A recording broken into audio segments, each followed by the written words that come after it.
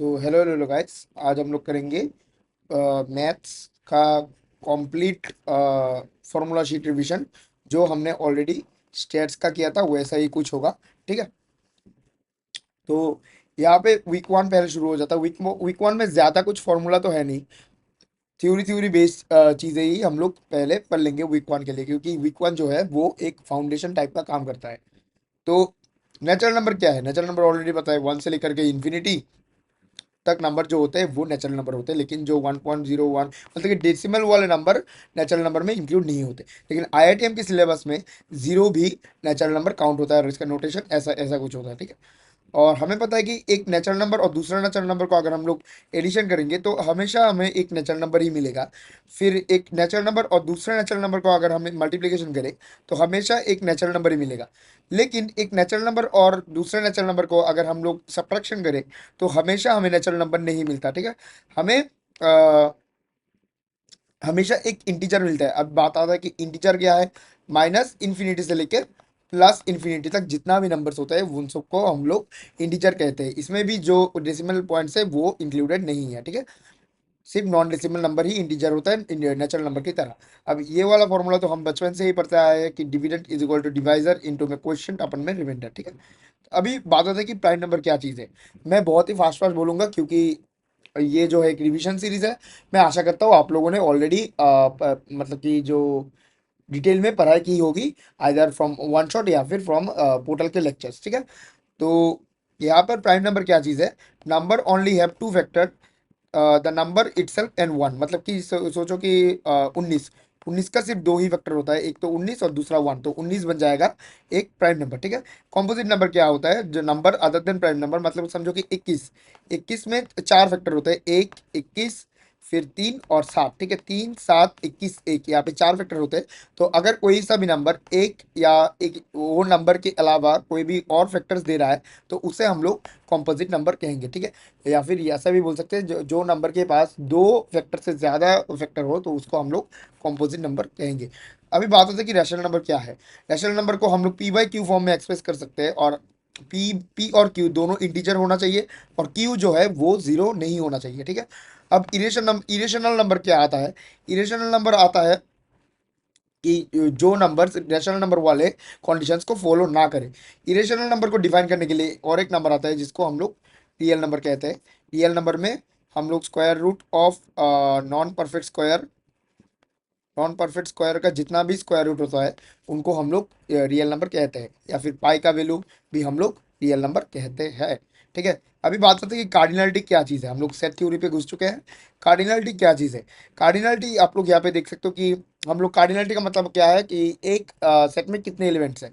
तो एन है, n A suppose कि एक सेट है 1 2 3 4। ठीक है। ऐसा कुछ एक सेट है। तो यहाँ पे देख सकते हो, यहाँ पे चार एलिमेंट्स है, हम लोग ऐसे ही देख के बता सकते हैं। तो हम लोग ये वाला फॉर्म नोटेशन का यूज करेंगे, एन ए। एन का मतलब होता है नंबर ऑफ एलिमेंट्स, और ए का मतलब होता है मेंशन्ड सेट। ठीक है। अभी कुछ रिप्रेजेंटेशन देख लेते हैं कि सबसेट का रिप्रेजेंटेशन कैसा होता है। सबसेट का रिप्रेजेंटेशन एक सी के नीचे अगर एक डैश दिया गया है तो उसे हम लोग सबसेट का रिप्रेजेंटेशन बोलेंगे। और एक प्रॉपर सबसेट का रिप्रेजेंटेशन अगर सिर्फ सी दिया गया है, ठीक है, तो उसे हम लोग प्रॉपर सबसेट का रिप्रेजेंटेशन बताएंगे। अभी हम लोग कार्टेशियन प्रोडक्ट का नंबर ऑफ एलिमेंट कैसे निकालेंगे। एक कार्टेशियन प्रोडक्ट का नंबर ऑफ एलिमेंट कैसे निकालेंगे? तो number of element of A और number of element of B का मल्टीप्लीकेशन ही कार्टेशियन प्रोडक्ट का, मतलब कि number of element in Cartesian product होगा। सोचो कि सेट है 1 2 और बी सेट है 4 5 6। यहाँ पर दो एलिमेंट है, यहाँ पर तीन एलिमेंट है। ठीक है। तो यहाँ पर ए क्रॉस बी का जो नंबर ऑफ एलिमेंट है ये 3 क्रॉस में 2, जो कि 6 एलिमेंट्स बन जाएंगे। ठीक है। यहाँ पे दो इंपॉर्टेंट फॉर्मूलाज है, ये आप लोग जरूर से याद रखिएगा। ए यूनियन बी का फॉर्मूला है n A plus N B minus में A n A intersection B. ठीक है। इस वाले टर्म को इंटरसेक्शन कहते हैं, और इस वाले टर्म को हम यूनियन कहते हैं। ठीक है। यहाँ पे A union B union C, अगर तीन सेट रहे और तीनों का यूनियन निकालने के लिए कहे, या फिर इस वाले फॉर्मूले से कुछ भी निकालने के लिए कहे, तो हम लोग कैसे निकालेंगे? N A plus N B plus N C minus में N A intersection B, A intersection C, सब कुछ ये सब माइनस में होगा, और माइनस में बी इंटरसेक्शन सी, और हम लोग प्लस कर देंगे तीनों का इंटरसेक्शन। अभी देख सकते हो इंटरसेक्शन को हम लोग उल्टा यू से रिप्रेजेंट करते हैं, और इंटरसेक्शन का मतलब होता है कॉमन बिटवीन द सेट्स, ठीक है। और यूनियन को हम लोग यू से रिप्रेजेंट करते हैं, और यूनियन को हम लोग बोलते हैं क्या बोलेंगे इसको, मतलब कि शॉर्ट में क्या बता सकते हैं, दोनों सेट को एकत्रित करके, मतलब कि इंग्लिश में क्या बता, मतलब वन वर्ड में क्या बता सकते हैं। ओके, मैं ऐसे ही बता देता हूँ। अगर ए सेट है 1 2, और बी सेट है 1 2 4 5, ठीक है। तो ए यूनियन बी जो बन जाएगा, मतलब कि दोनों सेट को एकत्रित करके जो रिजल्ट बन जाएगा, तो ये बन जाएगा 1 2 4 5, ठीक है। दोनों सेट को एक साथ मिला के जो रिजल्ट आएगा वो ही हम लोग यूनियन कहते हैं। अभी बात आता है कि एक डैश को कॉम्प्लीमेंट कहते हैं। तो देख सकते हो कॉम्प्लीमेंट का फॉर्मूला यहाँ पे लिखा गया है, एक्स डैश इक्वल्स जो होता है एक्स माइनस में एक्स यूनियन वाई। मैं यहाँ पर उससे समझा देता हूँ वेन डायग्राम से। यहाँ पे इस जगह पे ऐसा क्यों हो रहा है, ठीक है, मैं यहाँ पर समझाने का कोशिश करता हूँ, ठीक है। यहाँ पे देख सकते हो, अबे यार इतना इतना डिस्टर्ब कर रहा है ना भाई ये वाला पेन, ठीक है। तो आप लोग समझ ही जाएंगे। यहाँ पे हम लोग अगर एक्स सेट पकड़ते हैं और इसको हम लोग वाई सेट पकड़ते हैं, एक्स कॉम्प्लीमेंट का मतलब होता है इतना वाला पार्ट, ठीक है। एक्स कॉम्प्लीमेंट का मतलब होता है इतना वाला पार्ट। ये जो इंटरसेक्शन वाला पार्ट है इसको माइनस करके, तो इसीलिए एक्स माइनस में एक्स इंटरसेक्शन वाई, तो ही बन जाएगा ये वाला पार्ट, ठीक है। तो ये चीज़ ही यहाँ पर लिखा गया है, कहाँ यहाँ पर लिखा गया है, ठीक है। अभी रिफ्लेक्सिव का मतलब क्या है, ए बी बी सी सी, कोई भी एलिमेंट अगर सोचो कि एक सेट दिया गया है 1 2 3, बताया गया कि इस सेट को रिफ्लेक्सिव प्रूफ करो, तो 1 1 2 2 3 3, ठीक है। तो ऐसे ये सेट रिफ्लेक्सिव प्रूव हो जाता है। अभी बात आता है कि सिमेट्रिक, सिमेट्रिक क्या है। सोचो कि पहले सेट दिया गया है 1 2 3, ठीक है। तो अभी बता रहा है कि सिमेट्रिक प्रूव करो, तो अगर दिया गया है 1 2, तो 2 1 होना चाहिए। अगर दिया गया है 1 3, तो 3 1 होना चाहिए। और अगर दिया गया है 2 3, तो 3 2 भी होना चाहिए, 3 2 भी रिलेशन होल्ड करना चाहिए। और ट्रांजिटिव क्या चीज़ है, सोचो कि 1 2 3 दिया गया है, ठीक है। और 1 2 अगर रिलेशन होल्ड करे, और 2 3 अगर रिलेशन होल्ड करे, तो 1 3 को भी रिलेशन होल्ड करना मस्ट है, तो ही ट्रांजिटिव केस बन जाएगा, ठीक है। अभी बात होता है कि डोमेन, रेंज और कोडोमेन क्या चीज़ होता है। डोमेन होता है वर्किंग एलिमेंट्स ऑफ सेट है। सेट है में जो भी एलिमेंट्स बी के साथ रिलेशन बना रहा है वो ही चीज़ें डोमेन हो जाएगा। रेंज में भी same, working elements of set B, मतलब कि सेट बी में जो भी एलिमेंट सेट ए के साथ रिलेशन बना रहा है, तो वो ही रेंज बन जाएगा। और कोडोमेन होता है all the sets of, sorry, all the elements of set B. Set B में जितने भी एलिमेंट्स रिलेशन चाहे बना रहा है या फिर नहीं बना रहा है, सभी एलिमेंट्स को हम लोग कोडोमेन कहते हैं, ठीक है। या फिर इसको हम लोग बता सकते हैं कि all together of set B, ठीक है।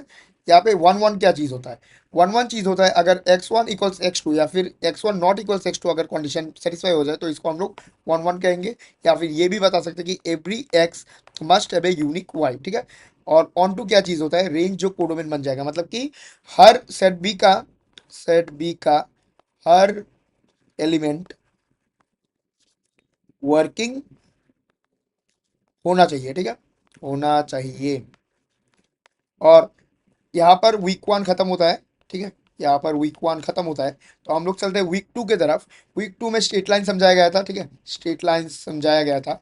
तो यहाँ पे देख सकते हो कि डिस्टेंस फॉर्मूला, तो डिस्टेंस फॉर्मूला अगर हम लोग देखें, डिस्टेंस फॉर्मूला ऐसा होता है x2 - x1 का होल स्क्वायर प्लस का y2 - y1 का होल स्क्वायर। चूँकि एक एग्जांपल दिया गया है कि 1 2 और 3 4, तो इसका डिस्टेंस फॉर्मूला बन जाएगा 3 - 1 का होल स्क्वायर प्लस 4 - 2 का होल स्क्वायर, ठीक है। ये पेन बहुत ही डिस्टर्ब कर रहा है, एक सेकंड इसको थोड़ा सा ठीक करने दो, ठीक है।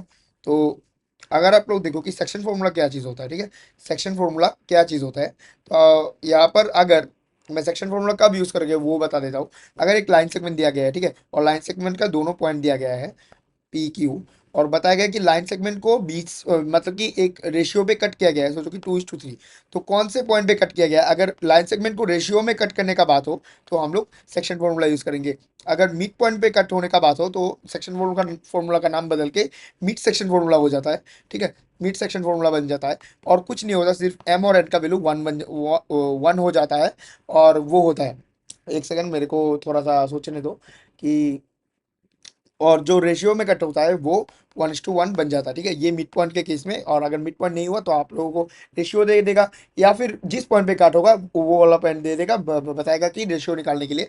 तो ये वाला फॉर्मूला ऐसा होता है, mx2 plus n x one अपन में m प्लस एन, और यहाँ पे कॉमा होगा, याद रखना, प्लस माइनस मल्टीप्लाई डिवाइड कुछ मत दे देना, और कॉमा कॉमा देके m y2 plus n y1 अपन में m प्लस एन। ठीक है, और अभी हम लोग ट्राइंगल का फॉर्मूला कैसे निकालेंगे? ये वाला फॉर्मूला आप लोग देख लेना, हम लोग ये वाला फॉर्मूला जो है डिटर्मिनेंट मेथड से भी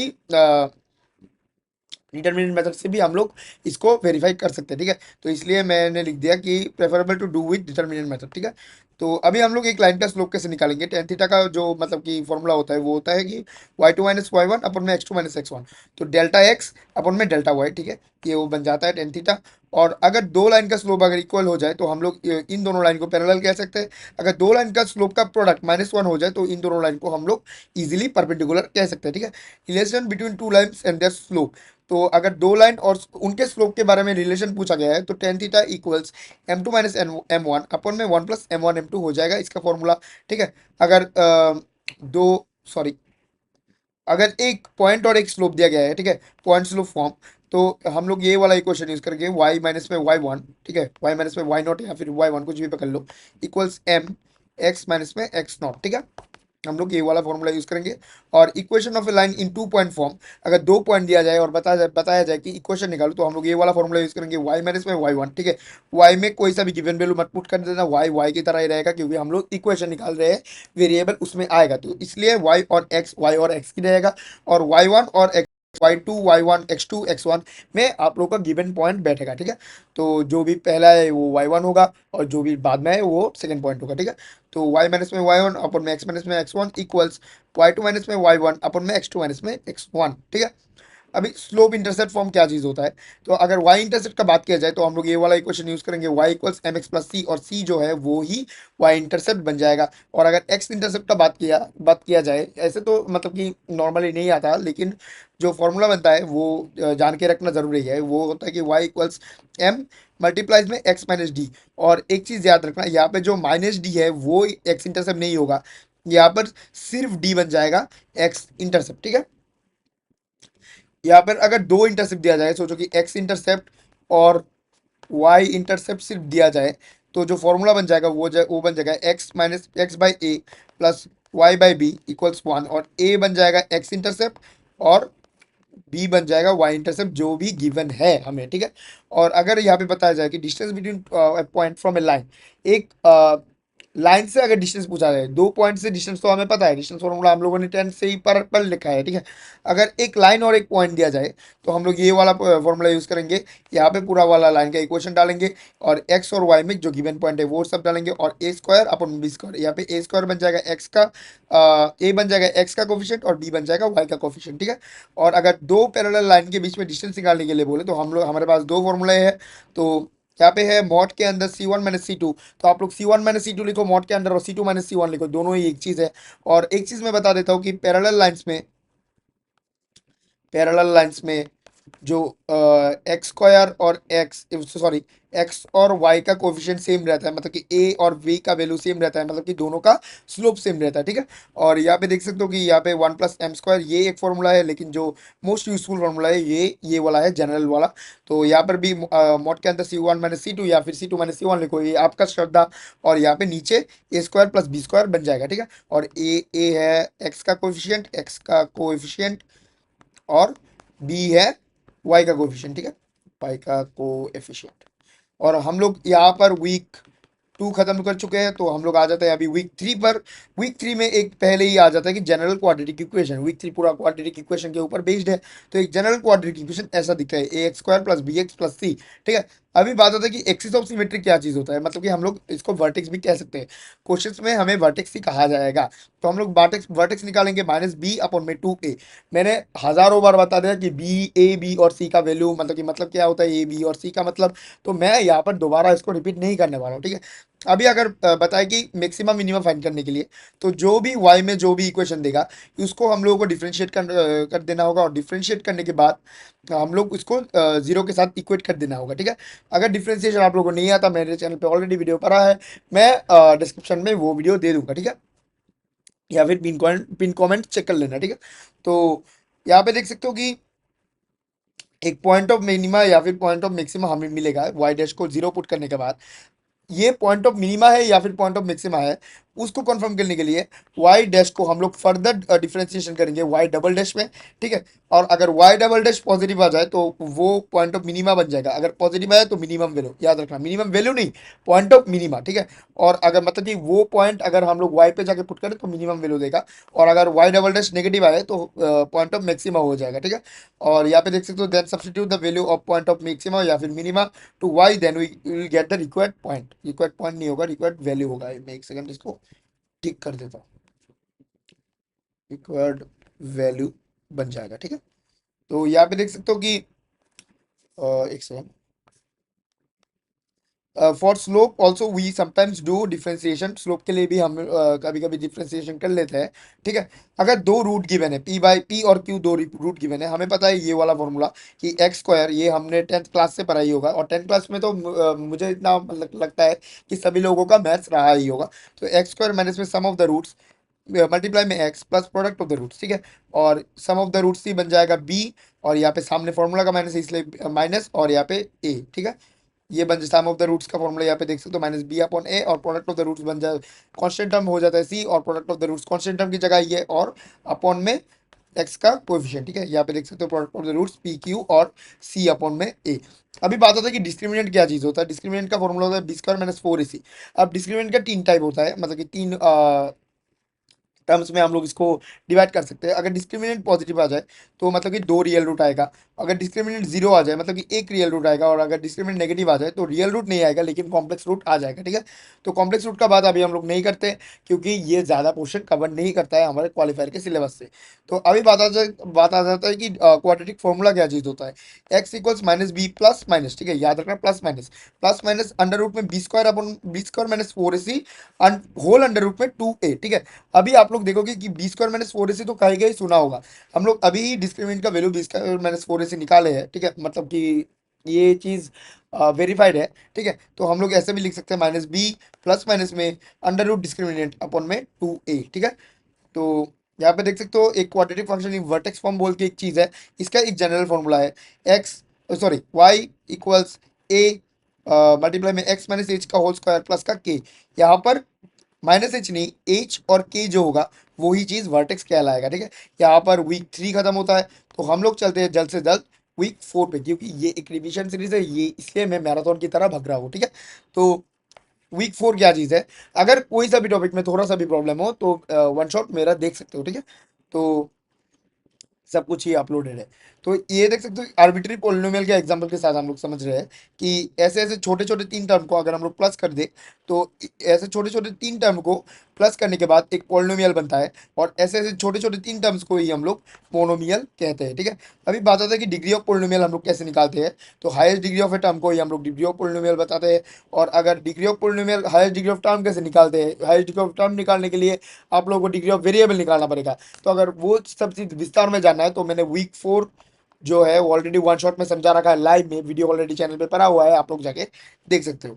यहाँ पे लिखा मतलब कि मैंने लिखा कि अगर दो पोलिनोमियल्स एक एम डिग्री और एक एम डिग्री के साथ, मतलब कि दो पोलिनोमियल का डिग्री है सपोज कि एम एक का है और दूसरे का एन, तो जो रिजल्टेंट पोलिनोमियल आ जाएगा उसका डिग्री बन जाएगा एम प्लस एन। सोचो कि एक पोलिनोमियल जो है ए पोलिनोमियल उसका डिग्री है टू, और दूसरा पोलिनोमियल का डिग्री है थ्री, ठीक है। तो जो रिजल्टेंट पोलिनोमियल आ जाएगा सी, उसका बन जाएगा टू प्लस थ्री हो जाएगा फाइव डिग्री, ठीक है। वो एक फिफ्थ डिग्री पोलिनोमियल बन जाएगा। मैं एक बता देता हूँ कि टर्निंग पॉइंट्स कैसे निकालते हैं। टर्निंग पॉइंट्स, तो जितना भी डिग्री है, अगर सोचो कि चार फोर डिग्री पोलिनोमियल है तो टर्निंग पॉइंट थ्री आ जाएगा। 5 डिग्री पोलिनोमियल है तो टर्निंग पॉइंट 4 आ जाएगा, 2 डिग्री पोलिनोमियल है तो टर्निंग पॉइंट 1 आ जाएगा, ठीक है। तो जितना भी डिग्री है उससे -1 कर दो, टर्निंग पॉइंट आ जाएगा। अगर ग्राफ जो है एक्स एक्सिस को क्रॉस करता है तो वो एक ऑड मल्टीप्लिसिटी होगा, सपोज की 1, 3, 5 और सो ऑन, ठीक है। 1 हम लोग तभी घोषित कर जब ग्राफ जो है वो स्ट्रेट लाइन होकर एक्स एक्सिस को कट कर रहा है, ठीक है। वरना हम लोग अगर एक कर्व होकर कट कर रहा है तो हम लोग 3, 5 एंड सो ऑन से मूव ऑन करेंगे, ठीक है, मतलब कि मूव करेंगे। और अगर ग्राफ जो है वो एक्स एक्सिस से कट नहीं करता तो वो एक इवन मल्टीप्लिसिटी होगा, जैसे कि 2, 4, 6, 8 एंड सो ऑन। तो यही था पूरा रिविजन सीरीज। तो आशा करता हूँ सब कुछ समझ में आया होगा। तो थैंक यू, ठीक है।